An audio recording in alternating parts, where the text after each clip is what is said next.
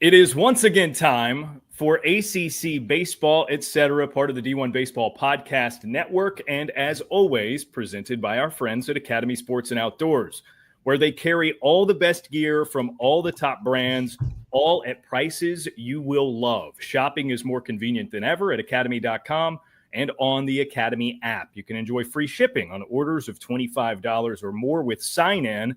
Shop anytime, anywhere, and find their widest selection of colors, styles, and sizes at Academy Sports and Outdoors. This is a very special edition of ACC Baseball Etc. I'm Daron Vaught. Danny Graves, the Cincinnati Reds Hall of Famer, Miami Hurricanes Hall of Famer, is with me as always.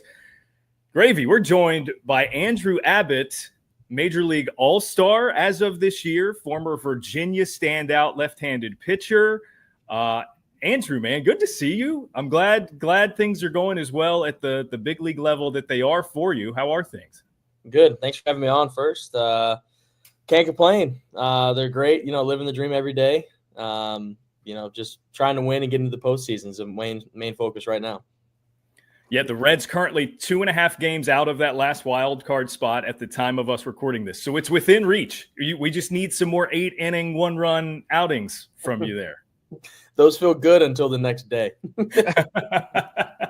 Well, the good thing is the next day you don't have to play, so you can just recover however you want to recover. So, yeah, great to see you, though, dude. Thanks for coming on. Yeah, no, it's great to see you as well. So I want to start in a place. This is a college baseball show, after all. I want to start in a place that maybe you could predict, maybe not. I'm curious, like, what do you do with Brian O'Connor now? Like, you're a faithful Wahoo. I know you're going to continue to root for Virginia, but that's your guy. Like, do you own Mississippi State gear now?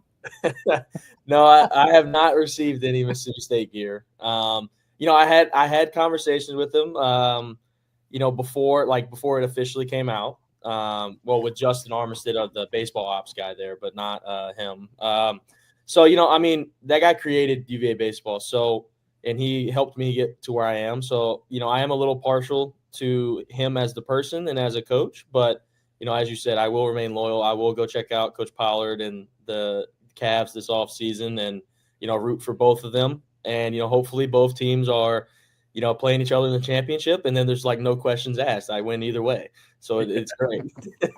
So I don't know if you answered the question. Would you wear Mississippi State gear if it was sent to you? With no phones involved or photos, probably. But with the day and age we live in, probably not. No. That's how we know he's a big leaguer now, right? No phones, no pictures. I just got to make sure I'm good. Yeah, that is awesome. So do you know Coach Pollard at all? Have you spoke to him in the past? Obviously we spoke kind of in passing when we were playing, hitting a fungo or kind of hanging out before the game a couple times. I hated playing against him because he was just such a good coach. He was always trying to get the best out of the players. And you could tell that just because of how quickly Duke kind of turned around from being a mediocre program to a top ACC for the last 5 to 10 years since he's been there. So, it was terrible to play against him. I told him that when he took the job. He texted me, and I was like, I will be there eventually in the offseason. We can talk in person. Go handle your business, go put your foot down and do what you got to do. I know you got a lot of stuff to figure out, but I'm around if you need any help with, kind of what UVA's culture is and what you're joining. But he's a Virginia guy, so he already knows the level of UVA baseball in the state. So, yeah. I want to circle back to Oak, and if we can get you to reminisce a little bit on your days at Virginia. You're gonna get me emotional out here in the morning. Yeah. No, I would love that. What was your favorite thing about playing for Oak specifically? Oof. I really attributed a lot of the off-field mentality to Oak. I know on the field he was a great coach, and obviously he's turned out a lot of big leaguers, a lot of talent out of there. But, it was how he handled himself off the field, being a consistent kind of reliable person for a 17 to 21 to 22-year-old at that time. That's when you think you have life figured out and you have no idea until you get a little bit older. So, he always would be answer questions, answer a phone call. If I was in like Omaha and AAA, like playing the Storm Chasers, like he's giving you recommendations on like stuff to do, like just the little things like that, that really don't seem much to other people, but like, being involved in the program and then just seeing how bought in he was to you as a person, it just meant a lot to me. So. Yeah. O could probably also tell you where not to go in Omaha too, since he's from there. So I don't know if a lot of the non-ACC world doesn't really know a whole lot about Oak, except that, yes, he won a national championship. He made Virginia's program what they are. You know him, and we've talked to other players, Stephen Schock, for example, and he has told us some unique stories about Oak, about how he is not always all business-like as he looks on the field. Do you have any of those stories that could possibly be told to us? I mean, you don't have to, but you're more than welcome to. There's a few out there for sure. I would say you kind of earn that kind of like hangout, trust, capability after playing. I would say during playing, he's more of like, it's like a business kind of relationship almost.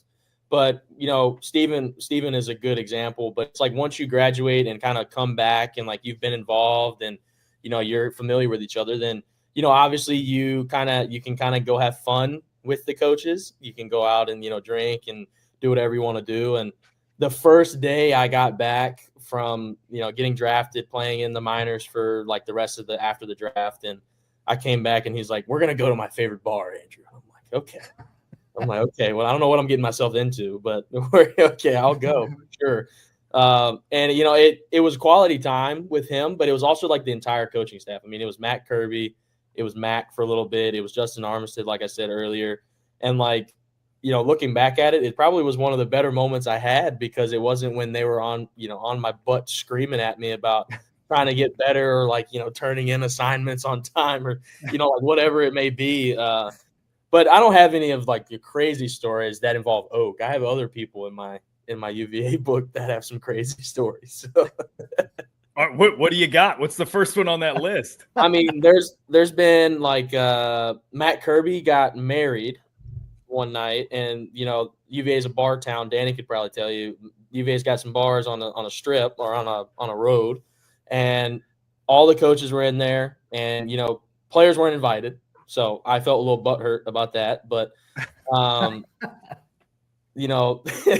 so the coaches get together, and obviously they're going to have fun because one of their own got married and whatnot. And, it's a reception dinner. Like, it's after the fact. It's all fun and games. And, we're walking by just late at night, and you see coaches on tables dancing. And then all of a sudden you see a coach just fall off and eat it in the, I'm not going to name him, but he just fell off and just ate it. And then, he comes to the field, and the first thing I say to him, I said, "Well, how'd the ground taste?" And the guy knew exactly what I was talking about. Like, there was no question. He looked at me and said, it wasn't very good. And he had a bruise for the next like 2 weeks. And like, it was this whole like inside kind of comment that we had with each other. And we're like, "Yeah, we know what you were doing at like 2 a.m. Like, Danny would tell you, coaches normally call you guys out as the players for what you're doing at 2 a.m. But if the players are calling you out on like what you're doing, then it's like the power shift, just the vacuum's gone. Like, that's when you – there's nothing good that happens at 2 a.m., Coach. You should know better. I remember very vividly, one of my teammates took a photo late at night, posted it. Oak, in the team meeting the following day, goes, "So what were you doing at the corner at 3 a.m? And the guy had to like, he was like, "Oh, I was eating a white spot burger." And I was like, "Oh, well, if you're eating a white spot burger, then normally something went on before you ate the burger." So, yeah.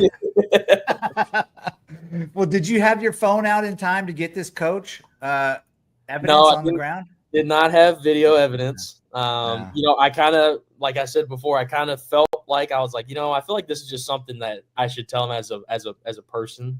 Shouldn't just like post a video in the group chat and just put them on flames real quick. But it was definitely a fun like 2 weeks that went on for sure. I had no idea we were going to get Matt Kirby wedding night lure on the show today. He would, and he could verify it too. If you ever see him, he could verify it that it happened. He could probably tell you who it was. I'm not going. That's not my story to tell. But yeah. Yeah, if we really wanted to dig deep, we could go back to footage of the year that Kirby got married and look for any coach that had bruises on his face. And, and that'll be it. Yep, that'll be it. Andrew, I want to keep it with a sort of college angle here. Mm-hmm. You are major league teammates with some familiar names, faces to say our audience. Mm-hmm. Rhett Lauder and Chase Burns, obviously formerly at Wake Forest. Zach Maxwell is a Georgia Tech guy. I believe you were on Team USA with Matt McClain, right? I didn't play USA with McClain, but I knew him previously. Yeah. Yeah. Okay. So maybe you guys were like consecutive years. What's the dynamic like when you get in the same clubhouse with Rhett, Chase, Zach, especially come time that, it's the time of the year where the college teams are playing too? I mean, you see the stuff online. I mean, like there's some like inside stuff. There's like, hey, UVA is playing Wake Forest, right? If you like our friendly bet is like if I win, then you wear UVA stuff. If I lose, then I'll wear Wake Forest or whoever we're playing. And that's, you kind of keep it friendly. Like, you're just there supporting the college at the end of the day. It's not like a big kind of hoopla kind of thing. But I mean, joining with those guys, like I knew who they were. I watched Rhett throw against us. Obviously I know Maxwell threw, I think, for 2 years against me. And then I didn't see Burns. I saw Burns on, on TV or like on the, D1 websites and stuff, but I didn't see him in person because I missed him by a year. But, it's great to see kind of the turnout that the ACC gets because I hear a lot about, SEC this, SEC that, or, Big 12 or Pac 12. And I'm like, you guys are kind of sitting here forgetting that, like in baseball, ACC has been a consistent force for a long time. They may not turn out, a lot of championships like the SEC or whatnot, but they're still competing year in and year out, and they still surprise people when tournament time comes around. So, I think it gives us some flowers to just see how many are on one team and then how many are in the league for sure. Yeah. And you guys just left facing another ACC guy, Nick Kurtz, who's absolutely crushing right now. So pretty far. The list goes on. I mean, the list is very deep. The list is very, very long and very deep. How about a non-ACC guy? What's the most impressive thing you've seen Elly De La Cruz do? I mean, what in between the lines? Yeah, not whatever comes to mind. Like, what's the most impressive thing you've seen him do? I mean, I've played with him at every level. So I've seen him from the age of 18 until he's now 23. So I've seen him for 5 years now. The ball that Kurtz hit in Sacramento last series is still not the furthest ball I've seen hit. I've seen Elly hit one in Chattanooga that went 512 down to the parking lot behind the hill. I've seen Elly go 496 over a batter's eye in Rocket City or Huntsville, Alabama against the Trash Pandas. I've seen Elly throw like 90 some miles an hour across the diamond on a backhand play in the 6 hole. I've seen the kid do everything. I mean, there's nothing that I tell people this all the time. I'm like, it's not that I'm not surprised at how good he is. I just know, like, from my own eyes how good I've seen him play. And there's not a play I don't think he can make, and there's not a pitch he can't hit 500 feet. I think he's maturing and he's kind of coming into his own type of player. So, obviously it's not going to be, sunshine and rainbows the whole time, but, we all have stuff to figure out, and, we're never going to stop learning, especially in this game. That's the value and uniqueness of this game. So. Yeah, and he's a unique player, and I think everybody has such high expectations on him. He gets to balls that most shortstops don't get to, and if he makes an error, they think that he's not trying. Well, I can tell you, and you'd be able to tell too, like when you're pitching, like just knowing that, like you have him and Key Brian Hayes on the same side of the infield is like, okay, well, there's a really good chance that if there's a ground ball hit or if there's, a play to be made, that one of those two guys are going to make it. So, yeah, It's a good feeling as a pitcher to just turn around and be like, oh, okay, I got those guys back. Andrew, you've got a sub-3 ERA this season, and But this is your you better knock on some wood. I'm superstitious, and I'm my bad. I've got a desk right here next to me. I got you. So I'm just curious because I was digging through some numbers, and I know your big league debut a couple of years ago, you went 6 shutout. I saw like your AA debut was a gem.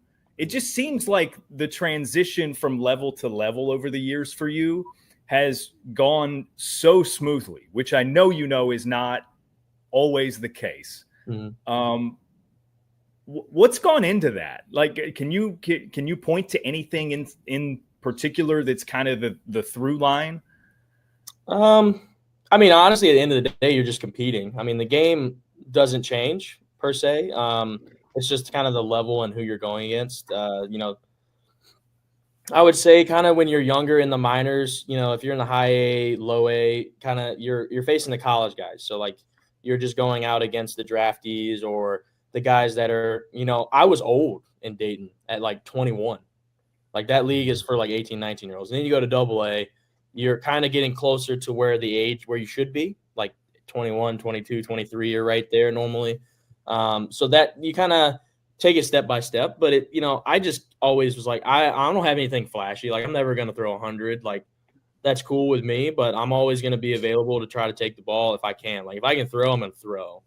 And, I already knew who I was. And I feel like that's a big thing that we all go through is finding out who you are as a player, person, all that kind of stuff. So once you kind of figure that out, then it becomes a little bit easier just to go on the field and just compete. I mean, like you might have it one day, you might not have it one day. Once you accept it, go get it. And I feel like that doesn't change for any level, no matter how good or bad the competition may be.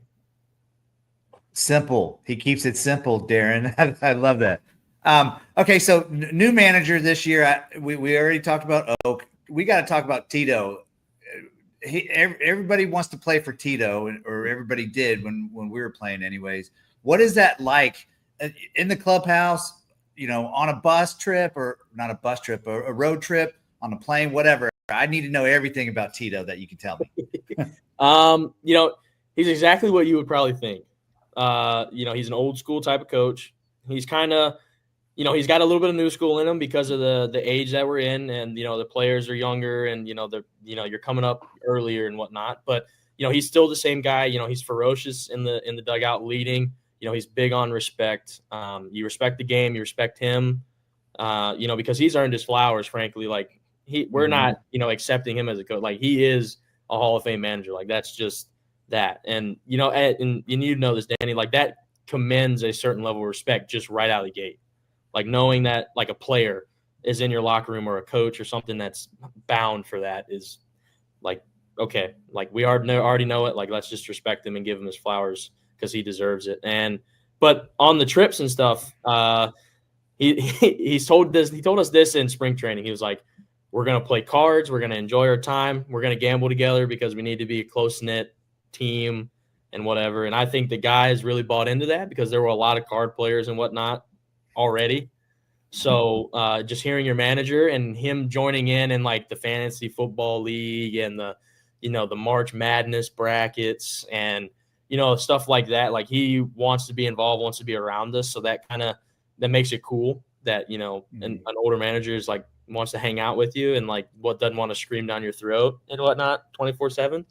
But, he's big and, he's got some coaches around him that have been with him for years. And I think it's kind of fun to see that relationship. Like Brad Mills, I think is our assistant bench coach or maybe a bench coach. I don't know his title, but, he's been everywhere with Tito. So, like you're sitting there having a conversation with Millsy and you're learning stuff about Tito from like 1998 or something. And you're like, oh my Lord, like I wasn't even born then. Like what? Like what was this like? What, you're coaching in Boston? Like that's sick. Like tell me like how it was and stuff like that. And he loves every bit of that. And Mike Napoli, who's also on our team as a coach, is big into like hanging out with Tito and like kind of being the bridge between the players and him, kind of like the new school, old school type of feel. But yeah, it's been everything that you would ever imagine. And he's such a good person and coach that it makes it so much easier to go to the ballpark because it's always consistency coming from him. So nice. I have to follow up. Who's got the team to beat in the fantasy football league? We're just a couple weeks in, but like who scares you? I mean, I'm not in it per se. Just a couple. I'm on the outside looking in. I'm not in it. So that maybe makes you better to answer this question. Absolutely, because I can judge everybody. I think McLean drafted a tremendous team. He scored the most points the last 2 weeks. Okay, So either he's getting just like a crazy output or his team's like legit. And then I believe that Tyler Stevenson, my battery mate, and then one of the trainers drafted the overall best team. They haven't performed yet, but they have the best players that I've seen from the pick. They were like pick 11 or something, and they got some crazy players. So okay, all right. Well, we'll keep an eye on that. It's definitely a bus topic. Like on the bus mic, you're talking about fantasy and stuff like this. This comes up. They're like, all right, who's the best team? Like I scored 190 points this week. It's like, I don't care. But it's still early though. It's plenty of time. It's like, dude, I don't know what's going on. Somebody's going to get hurt, and then their team's going to be terrible, and that it happens all the time. Somebody's fantasy football gets jacked up early because injuries. Yep, that's right. Yeah. I mentioned at the top, Andrew, you experienced your first, hopefully not last, MLB All-Star Game this season. And you as a result got to witness a little bit of history. Like you played in the game, pitched a scoreless inning. I saw you answer some questions in the post game about sticking around and sort of taking it in. What describe for me, like once you're in, you're out, your performance is done. What's that experience like? Well, it's the only sanctioned game that you can have a phone in the dugout, hanging out, taking photos and whatnot. So, I felt like that's pretty cool. You're seeing like, Kershaw before he left. You're seeing, Ketel Marte, Manny Machado, like Eugenio Suarez, like in the dugout, like taking videos of the fans, selfies with the players. I think that kind of camaraderie, because like where I'm sitting, and I talked to Jeff Brantley about this, Danny, you know exactly who that is, but and he was like, you never know if you're going to go back. Like it's just how the voting system, it's just how like the performance, year in, year out goes. So, make sure that you have fun, be in the moment and document it. And, to stay, I didn't have a flight out until the next morning. So I was like, there's no reason to, shower, get packed and leave. It was just like, shower, do your media after your start, like, or after you're throwing. And then, to get your photos with the family, make sure you get some, core memories, and then, go back to the hotel, drink a little bit or a lot of it, whatever you want to do, and then get up and leave the next morning. And then you got a day to relax, and then boom, you're back in the second half. So it was great. I mean, I wouldn't be there without the team. I had a lot of good games, but I wouldn't have had a lot of those games without, the offense, without the defense, without all that kind of stuff. So, obviously I felt like it, I did a good job. I get enough job to get the recognition, but also there's the part of me saying like, like Jake Fraley's diving catch in Cleveland wouldn't have gave me the shutout. It probably I would have been out of the game instead of throwing all 9. Like there's some stuff that kind of sticks out that kind of helped my case per se. Yeah. That's funny. Daron, he talks about the phones and stuff in the dugout. When I was there, Andrew, we had the long camcorders, those ones that had you put the VHS in. So like there's actual photos of me, Jim Edmonds, sitting in the back on the warning track, just kind of filming the home run derby. And I'm like, it was great. And now he's talking about cell phones in there. I had a Polaroid for the home run derby. I noticed that. I was taking Polaroid photos. The Reds gave it to me. They're like, hey, we want to like take some photos. I was like, I don't know how good they're going to be. I don't even know what this thing is. Like, it's like, dude, you took some good ones though. Yeah, they turned out well, actually. I was actually kind of surprised. Yeah. Hey, so what was your initial reaction when they told you made the All-Star team? So like the initial voting comes out, and like they're not finals by any means, but the original like 13 pitchers came out, and then the position players, the starters and reserve were first, and the pitchers come out last. So, I was kind of telling my folks, I'm kind of a pessimist on most of that stuff. Like I'm a realist is what I tell everybody. Like I'm gonna keep it real. I was like, there's a 50-50 chance. I was like, I could see it, me getting in right off the get-go, and I could also see like being a replacement, and either way it's fine because you're an all-star, but obviously you would rather be one of the first 13 people to get in, because that just kind of checks the box and you're like, oh, okay, well, pressure relieved, I did it, let's go focus on the game, and then we can do that. But so I didn't get in, and I was talking with the family, and I was like, I don't, because you're in that mind, you're like, I want to plan some vacation. I was like, I need to know, like, if I'm going to the beach, if I'm, flying to New York early, like I got to start planning. And I had literally a notes tab in my phone open, and I was planning the night before.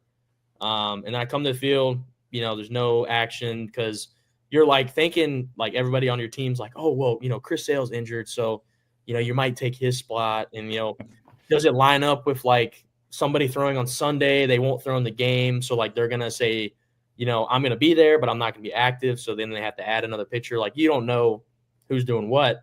Right. And then I was joking with one of our pitchers, because I joke with him all the time. He's one of our older guys on the team, Nick Martinez.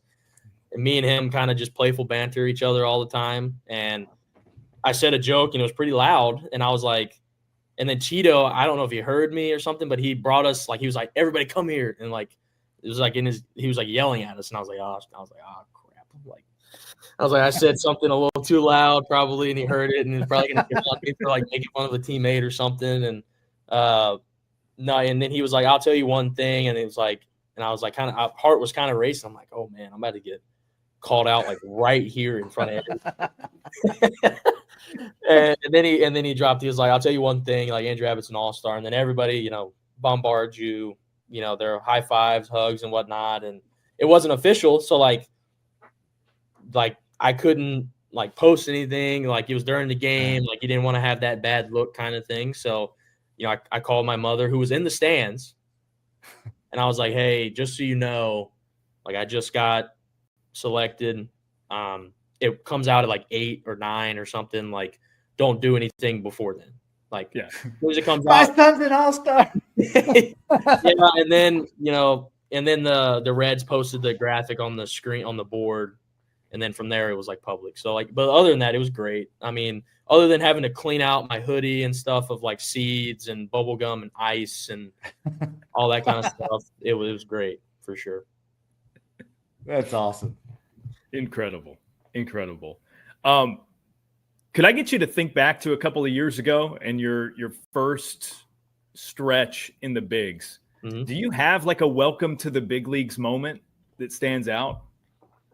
I would say, yeah. I would say my fourth game. So I had 3 like scoreless games to start my career, and then coming home to Colorado, play Colorado Rockies.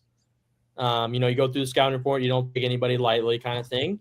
You're riding a high, and you're like, when you pitch well, like back-to-back times, or like back-to-back times, you kind of get a little chip. You're kind of like, oh, like I've had my good stuff, like just keep it rolling kind of thing. That mentality kind of switches. So I came into Cleveland, and I'm like, oh yeah, let's like go get them, like good players, but like we can definitely dominate this team. Like third pitch of the game, they hit a homer. I'm like, okay, well there goes that one. And then like the next inning, like leadoff guy, homer. I'm like, oh, okay, all right. And then the next guy, homer, and I was like, oh man, here we go. I ended up going 6-3, so I got a quality start out of it. But I was like, it was just like, because how quickly things switch, like, was my MLB like moment. It was like, I'm doing so well, I'm riding a high, and then all of a sudden, boom, boom, boom, like they tack 3 on you, and like it's only 3 runs. I get it. Like I've given up 7, 6, 5. All that kind of stuff. Those games don't hurt, because that's just games like Danny will say, like, you're throwing everything exactly where you want to throw it, and they're just hitting it. Like, I mean, they're just teeing off on you. So So yeah, that's kind of like when people say slow the game down. Well, sometimes you can't because it just all happens so fast. And next thing you know, you're down 3. Yeah, you blink an eye and then boom, there it is. Yeah. Yeah. It's a good reminder that like, hey, they're big leaguers too. You know, sometimes they're going to get you. That's good. Yeah. So, okay. So I almost forgot to ask this. I have to ask this before the day's over. Bristol. Daron's a big fan of Bristol too. He used to go growing up. He lived close to there.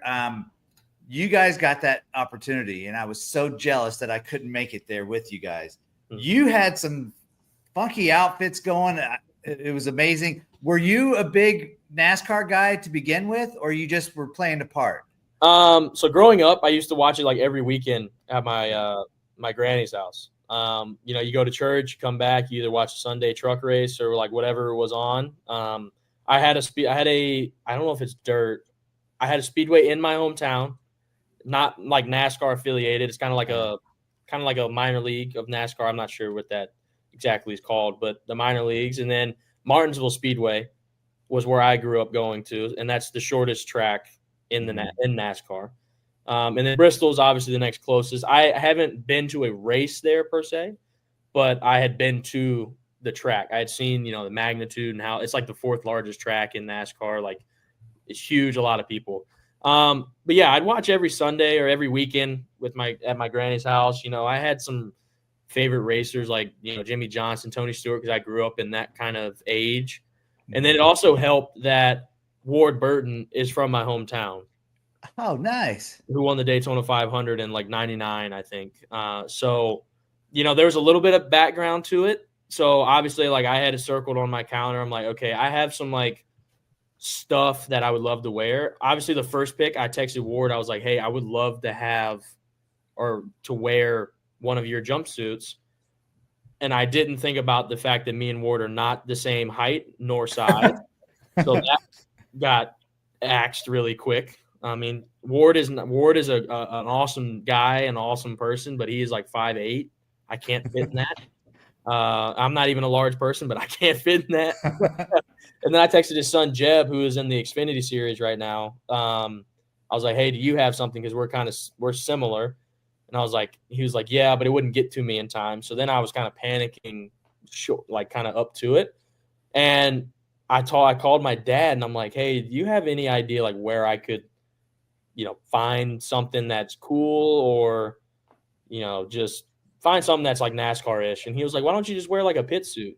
Like, it'll probably cost you a few $100, but like, just go find one. I mean, somebody's got one they're selling." I'm like, all right, like I'll just look it up on Google. And I looked it up on Google and I ended up on eBay. And then I was like, texting the owner. I'm like, hey, like what size is this? Like I need, like, I got this thing coming up. Like this thing, I got this thing coming up. Like I need, like, if I bought this, like, could you ship it to me and get it to me on time? Was like the biggest thing. And then it worked out. You know, and it turned out great. I didn't know it was a cutoff until I like open up the package and I'm like, oh, this is even better. Even better. Yeah, but I was thinking of that for a long time. But I had a little bit of NASCAR in my background. Now, not so much because of like who I grew up watching don't race anymore.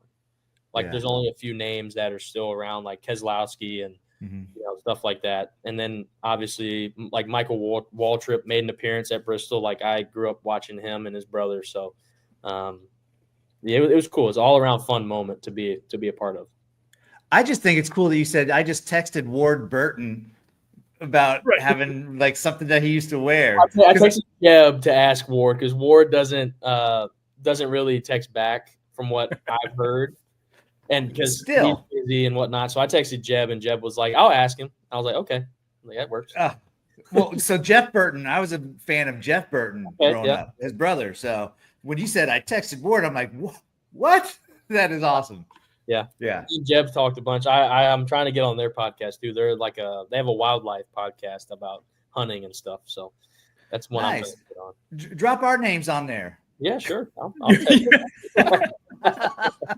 Get a little crossfire here. Yeah, I started to mention when I did the read earlier, I was like, I know Andrew Abbott has spent some time in Academy Sports and Outdoors. I have. Just based on interests. I've actually been more on the sports side than the outdoor side, which is surprising. Okay. Well, certain seasons you're in certain parts of the store. I feel like. I mean, for me here, yeah, certain seasons you go to certain parts. Yeah, when I was retrofitting my gym at my home in the off season, I was in the sports side. I was like, I need an elliptical. I need a bunch of stuff. I'm like, I need to go find it. And that was one of the stores I went into. So it's great. Nice. Love it. Love it. Yeah. Excellent stuff. Andrew, it's so great to see you. We do appreciate the time. And thanks for walking down memory lane with us, talking a little bit about your experience in the bigs, giving some of the dirty UVA Matt Kirby wedding night secrets. This has been fun. He might kill me for sharing that, but that's fine. Well, it's not a secret that everybody knows that he got married out there on the field, right? So That's right. It's not a secret. No, the activities might be a secret, but it's all right. Yeah. No phones, no photos. No phones. And we move on. Right. That's right. Excellent. Andrew, appreciate the time so much, man. Best of luck as you guys try to nab one of those wild card spots. And we'll catch up again soon. All right. All right. Thanks, guys.